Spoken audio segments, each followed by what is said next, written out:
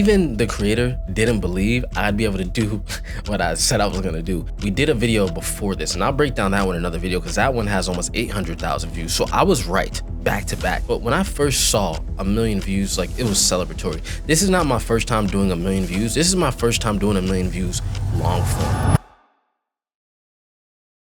I thought getting 1 million views on YouTube wasn't that deep or something that'll never ever be accomplished, but what I did was super insane. So somehow I managed to land myself on a channel with almost 3 million subscribers, producing, editing, directing a video that did over 1 million views in a little under 2 months. Now, I'm gonna tell you everything. I didn't have to do any fancy tricks, edits, crazy VFX things, just using my mind, a little bit of strategy, a little bit of research, and honestly, not even the best filmmaking capabilities, but it was done, and I'm gonna share everything that I did. Let's talk about it. Now, if you don't know, I did work with a lot of people, Roc Nation, Complex, all over the place, but my most recent claim to fame was, I guess, building my platform called Think and Mill TV to around 79,000 followers on Instagram. Could I have more? Yes. Do I post as much as I should? No. But the point was, that was my entry point, because that also helped me get very, very well acquainted in culture. People recognize me on and off the internet, and for a long time, I didn't really care to post things like this about these cool things that I do behind the scenes. I work with a lot of creators behind the scenes. I work with a lot of influencers behind the scenes, whether it's talking about monetizing strategies, or whether it's mostly a lot of it is monetization strategies, or I'm implementing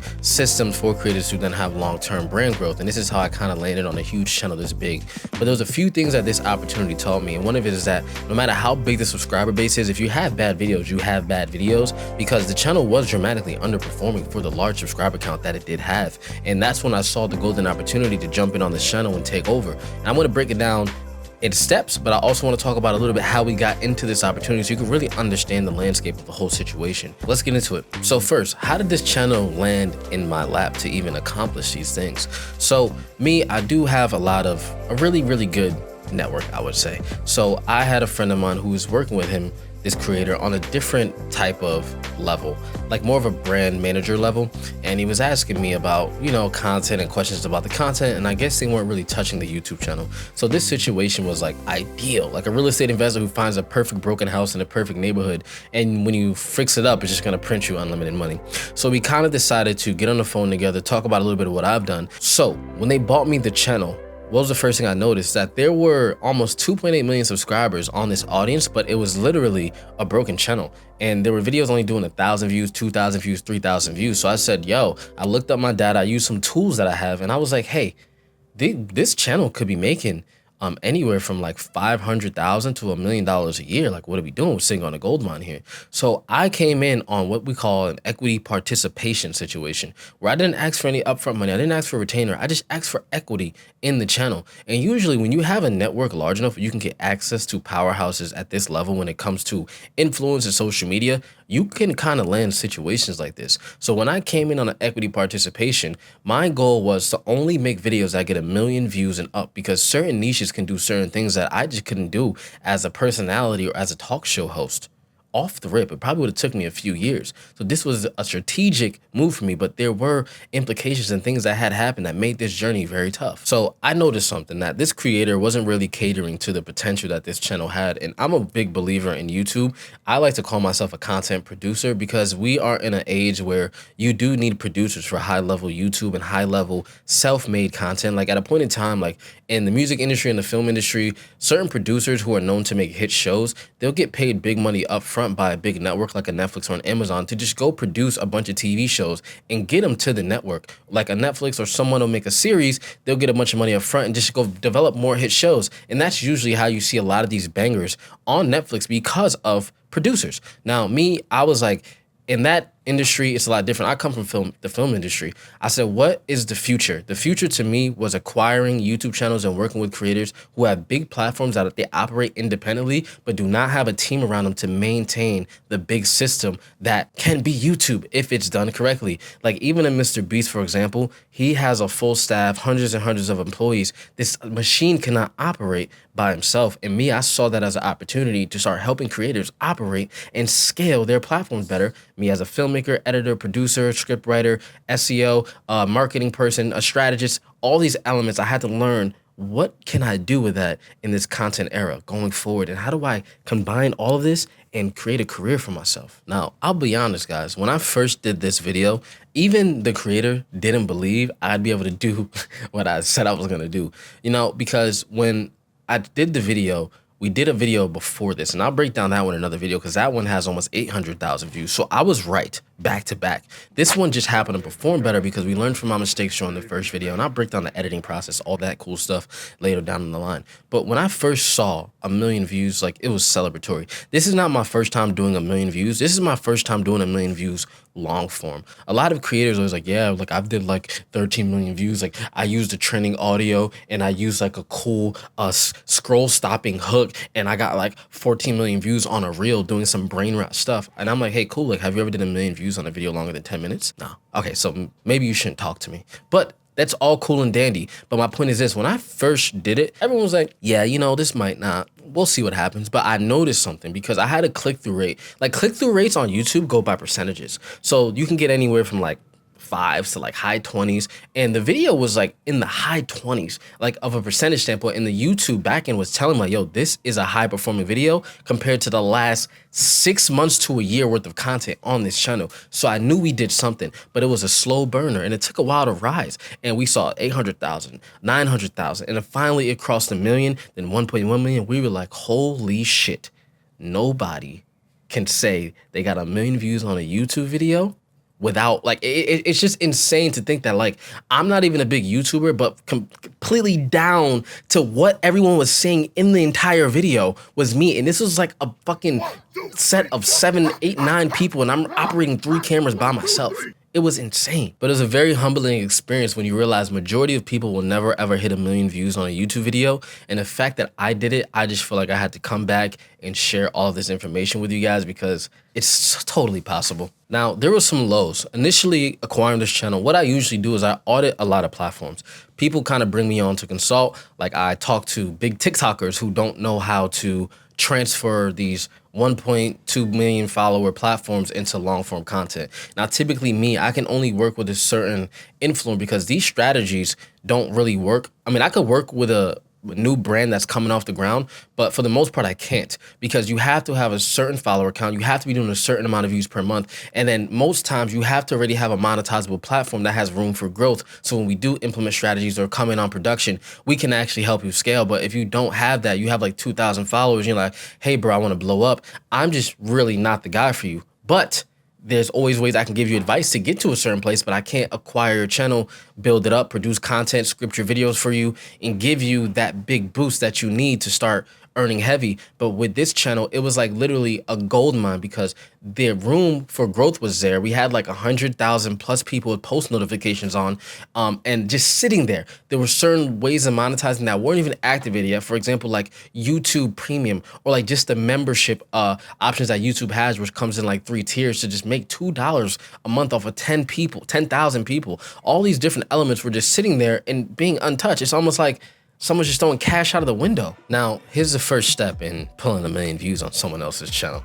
Well, I had to really analyze the market. This creator was very influential in the fitness industry. A lot of people loved what he does, but he wasn't adapting to the new way of fitness being done.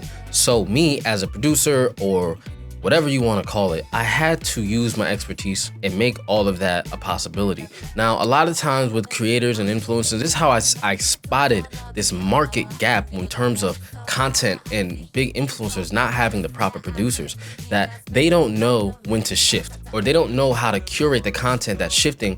And a lot of people soon to begin to get left behind in content because they don't know how to adapt. They don't have enough people or resources. Like a lot of big media companies, they have like younger people on there who says, this is what you should start doing. Like a lot of guys don't have time to really know what's going on in the marketplace. There's a very big gap between when you start to really be busy and become an influencer, like on a high level, when you have sponsors, places to be, you're doing meet and greets, you're not sitting there scrolling. I mean, I worked with this creator for a few months, and I'm talking about I spent hours on road driving together.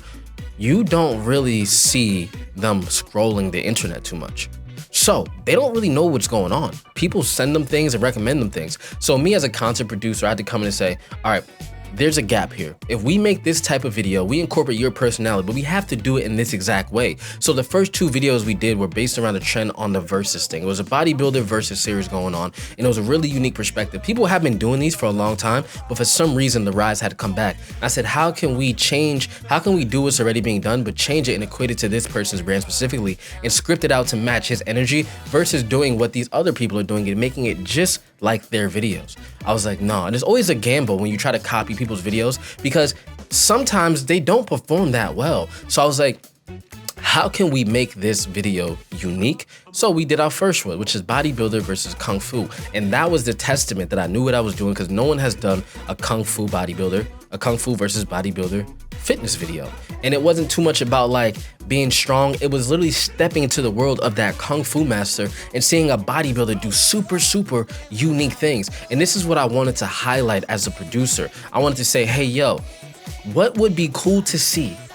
Take this super strong person and make him do things and beat the misconceptions that majority of the people in the world think they can't do. So not only are we debunking stereotypes, but it has super high entertainment value. And then that's when I knew we had something. Now, I didn't just say, this is gonna work. We had about 40 video ideas, guys, and I had to break them down even further too. Okay, we have this, we have stuff that we can do based around food, we have regular fitness stuff, and then we have these type of videos. What can we do to start the channel off? And I always tell people, sometimes you can use a lot of data, statistics, and all that, which I do, but a lot of this stuff is based on instinct as well, just having an eye for what works, because I always tell people, like, no matter how good you think you are, a lot of this stuff is still a gamble. That feeling when you tell someone, I can get you 500,000, a million views, and you're like, okay, 100,000, 24,000 today, 30,000 today, and when you do it, it's like, holy, it's like being a person who can play blackjack, like you know how to count cards, but it's still like, am I gonna get 21? You know, so it's that feeling. And when I was working on this channel and saying, this is what we should do first, it still feels like a gamble. So I couldn't just turn on the camera and press shoot. No. I literally had to have a shot list, act 1, act 2, act 3 of these videos and how we're gonna pace the challenges, whether we do 6 challenges, whether we do 5 challenges. We had a whole entire military base. What do I do with this military base to make it very exciting? Do I use this workout? Do I do this one? And then how do we structure the challenges, even down to where all the soldiers were standing in the video? Who was gonna lead the group? Having to tell them, okay guys, when I say this, now react to it, because you gotta understand, being on set, all these things in these videos that look natural, they're never natural. Down to the excitement after a challenge was over, making him lose challenges on purpose to keep the video more intriguing and give it a little bit more stakes, even though a lot of the stuff he really could not do. But having that element of like, we're really showing you how tough it is. Like there was a scene when he had to climb the rope like a military person, and that was actually really hard for him. So, but installing all these elements inside of our story and maybe saying, okay, 3 challenges are better than 5 and why? And then at the end, like just do something entertaining or do something funny, because I realized we are no longer just making YouTube videos. We're making shows. Like you guys gotta understand the way the content creator economy is shifting. There are literally people who don't need to go to a big studio and could just make a YouTube channel and have people at networks trying to buy their content out. There is a shift happening, and I knew it from this very moment when I started working with this creator that this would be my pivot into that shift and lead this space as a content producer for high-level influencers. I had to operate the channel still as him. Now, I always tell people, being a producer in any realm, like whether you're a music producer, whether you're a film producer, it's almost like feeling what everyone else is gonna feel in these moments. And as a content producer, I feel you have to be loyal to the viewer's audience. And that was the hard part. And I've always been a lot better at stepping in the minds of others and rather just kind of like, everyone's like, yo, you could have did that for yourself. It's like, but I like doing that for other people because deep down I'm a producer. Like I'm a manager, producer. I have the spirit of an A&R, like to just find things that work and just captivate on them. And when you have someone like that, we started the video with a script. The reason we started with a script is because that's his thing. Big angry guy, he's always coming. I was like, well, what can we do to still make it you? And he invades the military base, and that was the most funniest thing that we were doing. We do a few different takes. We catch him. We get an establishing shot. I wish we had a drone that day. It was such a huge military. It was actually insane that I'm like literally on a military base filming a YouTube video. This is crazy. We get him coming in, he's doing his walk, he invades the military, we set the stakes for the video, we set the tone for the video, but in our own way, because we could have been like, okay guys, today I'm doing it, but that's not his theme. So I always say, just because other people do it and it works, doesn't mean you have to steal everybody's taste. And I have a few other big creators I'm working with, and they're coming out with some videos soon, and I can't wait to see what the results are gonna be, and if I can pull this off again, because guys, it doesn't stop with this guy. But yes, find their tone, find the person's tone, and you have to match that and still incorporate it with the viral elements of what's going on. Now I know, and yes, I edited this as well. Ideally, in a perfect world as a producer, who wants to be an editor? But tight budgets, things like that, you do what you gotta do to get your feet in the door. I edited this thing like a Survivor Fear Factor episode, and not super high level. There may be people who've been editing for years, I may critique it. I learn every day, right? So I wanted to set up the challenges like an episode. Okay, one strike, this team wins, this team wins. Okay, we do the challenges, you got bells, you got sound effects. The timeline wasn't like super crazy, but it did take me about 2 to 3 days from what I can remember. And then I had to do the thumbnail. We'll get into that in a second. But it took me about 2 or 3 days to finish this edit. And then we had to go deep into the thumbnail psychology about what's gonna work and how do we title this video, etc. And mind you guys, this is all me. And as I'm thinking about this, I just did like 7 different jobs to get this video to 1 million views, and some people need huge teams to do each of these steps. Now, the most beautiful thing of all of this was when it finally hit 1 million views. Guys, I'll be honest, I don't like looking at numbers or analytics. My job is already hard enough. But as we kept it climbing, it was chilling around 900,000 views for a while, probably about a month. And I was like, I don't know if this thing's gonna do 1 million, but I had a feeling it would, because I've been doing YouTube behind the scenes stuff for a while. I said, this is one of those videos that would last for maybe a year or 2 and keep climbing slowly. We did 1 million, we look back a week later, it's at 1.1. So I'm like, yo, I might do a 2 million view video.